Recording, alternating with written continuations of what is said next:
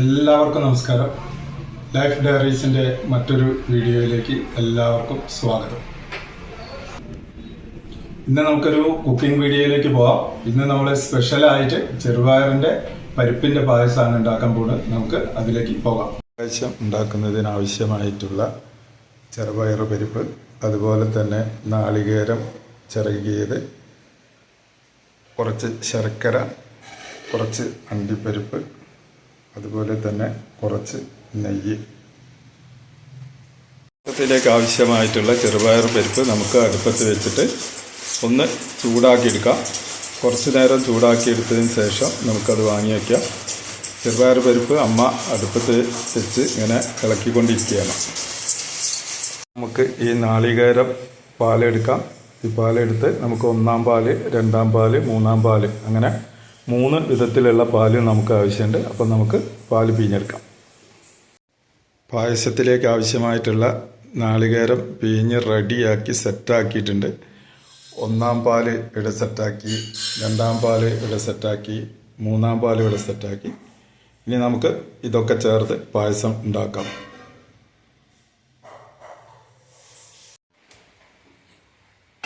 അപ്പം നമ്മൾ അടുപ്പ് കത്തിച്ചു.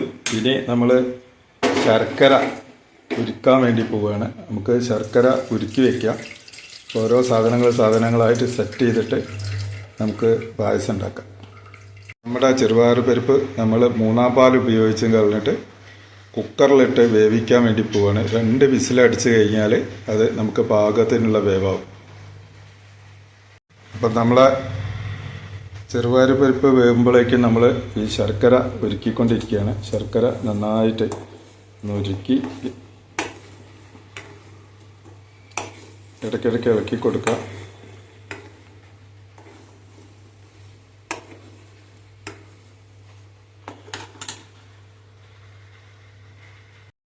നമ്മളെ ശർക്കര ഉരുകി സെറ്റായിട്ടുണ്ട്. നമുക്കത് വേറെ ഒരു പാത്രത്തിലേക്ക് മാറ്റാം.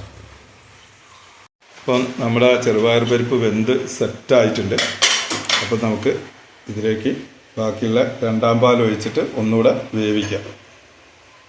അപ്പോൾ 2ആം പാൽ നമുക്ക് ഇതിലേക്ക് ചേർത്ത് കൊടുക്കാം. വേറൊരു പാത്രത്തിലേക്ക് മാറ്റുകയാണ്.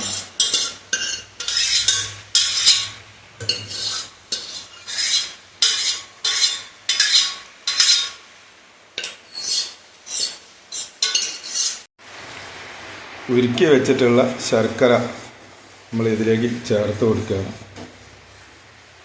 ആവശ്യത്തിന് നമുക്ക് ശർക്കര ചേർത്ത് കൊടുക്കാം. നമ്മൾ ശർക്കര ഉരുക്കിയത് ഇതിൽ ഒഴിച്ചു കൊടുത്തു.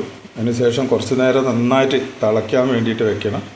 അപ്പോൾ ഇടയ്ക്കിടയ്ക്ക് നമ്മളൊന്ന് ഇളക്കി കൊടുക്കണം. ഇത് അടിയിൽ പിടിക്കാതിരിക്കാൻ വേണ്ടിയിട്ട് നമുക്ക് ഇടയ്ക്കിടയ്ക്ക് ഒന്ന് ഇളക്കി കൊടുക്കാം.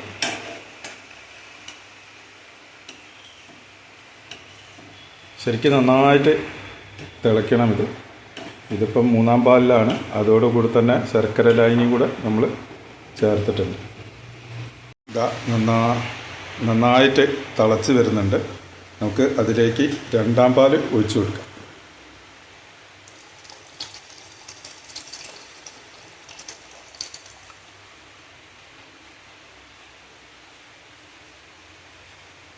അപ്പോൾ ഇത് നന്നായിട്ട് തിളയ്ക്കാൻ വേണ്ടിയിട്ട് നമുക്ക് വെക്കാം.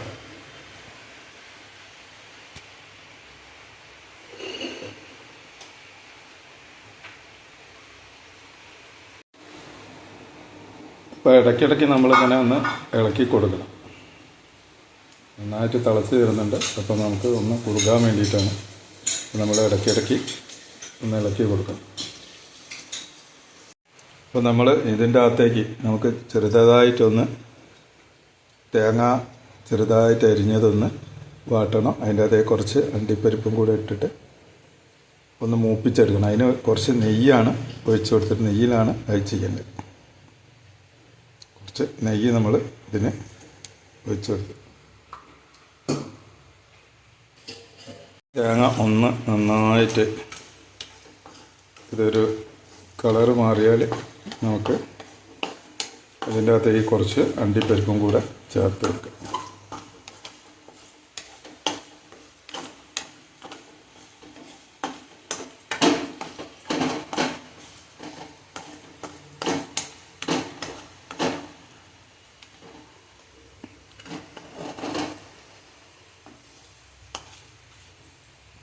കുറച്ച് അണ്ടിപ്പരിപ്പും കൂടെ ചേർത്ത് കൊടുക്കാം.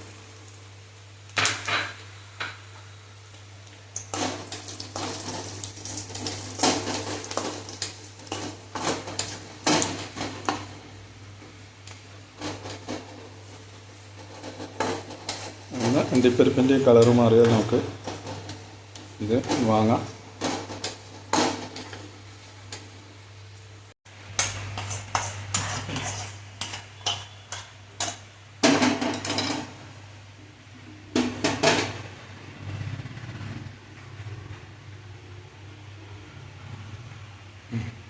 കയ്യിലെടുത്താൽ കയ്യിലെടുക്കും.